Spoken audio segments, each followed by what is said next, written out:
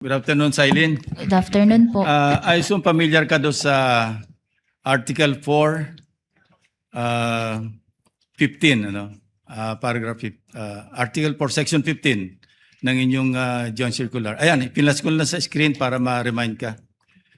4.15. Pay attention sa paragraph 15.2, paragraph 2 at saka paragraph 3. Pakibasa mo na lang para hindi ma-charge sa akin.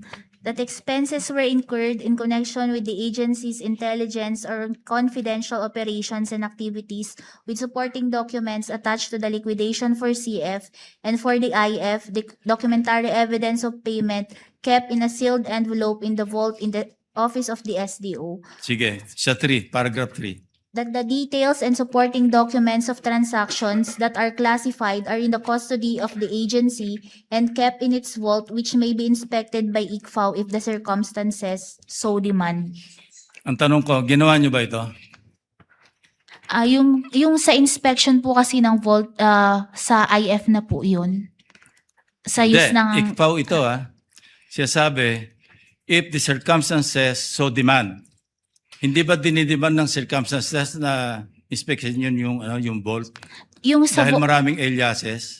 Yung vault po, yung sa vault po kasi, yung nagpe-pertain po yun sa intelligence fund. Yung may vault po sa office. CF saka IF ito. Hindi lang intelligence. Parehong treatment, Miss Eileen. 415. Ang tanong ko lang, hindi ba dinidemand o dinemand ng circumstances na inspeksyon ninyo yung vault? Kasi kung maraming aliases na nagdududa kayo, di ba natural lamang logically isipin nyo, ma-inspeksyon nga yung vault kung meron talagang mga totoong tao sa likod ng mga alias o aliases.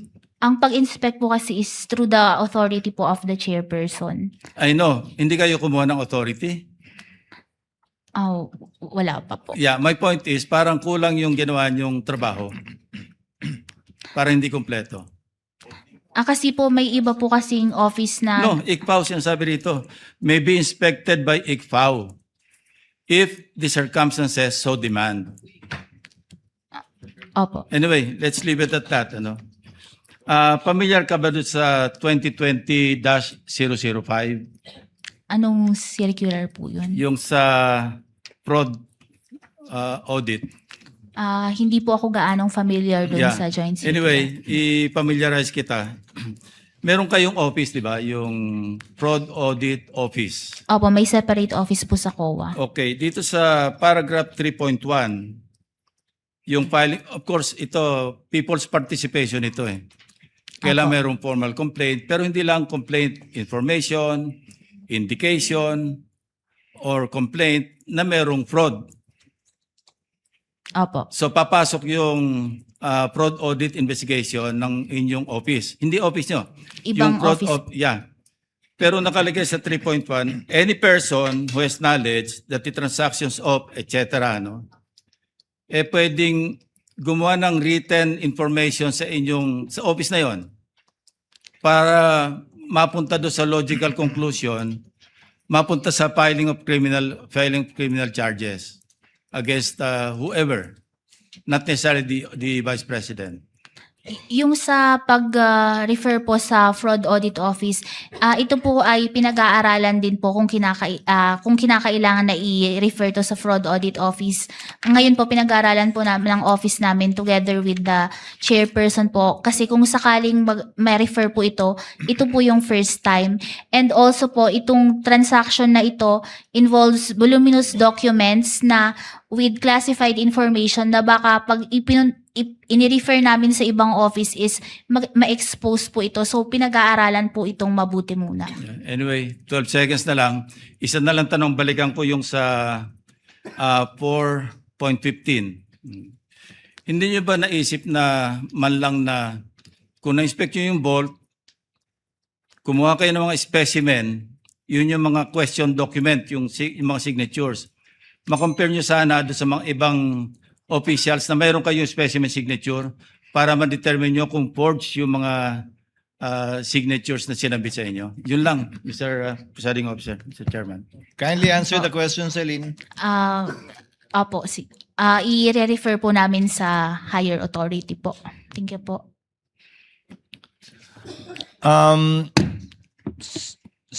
The chair would just like to make some interjections. We will not have a round 2 anymore because we have to convene session at 4:15. So that we can dispense with the witness already. Just a few questions, Silene.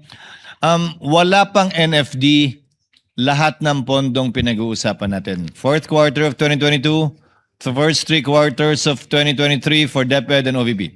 Opo, wala pa pong NFD. So wala pang final decision lahat ng ito.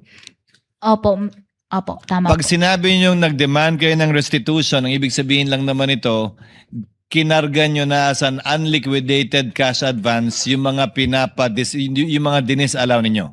Opo, tama po. Yun lang naman po ang ibig sabihin nun, di ba? Hindi naman ibig sabihin, isoli mo, bigay mo yung pera sa akin. Ibig sabihin nun, ilalagay namin yan as unliquidated cash advance during the pendency of the notice of disallowance. Yes po, kasi may mga remedies pa po sila. Kasi hindi pa nga final at wala pang NFD. Opo. Tama po? Pangalawa, ano po ba pagkakaiba ng disbursement sa transfer? Illegal mag-transfer ng pera ang SDO sa isang non-SDO, pero pwede po ba siya mag-disburse sa isang non-SDO o unbonded na tao? Hindi din po pwede, hindi rin po niyang ibigay yon sa unbonded na tao. Recipient na po yun eh.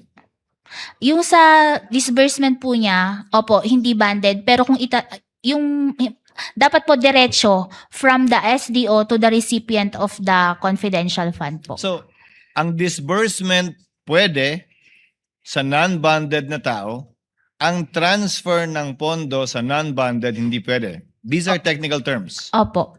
Di ba?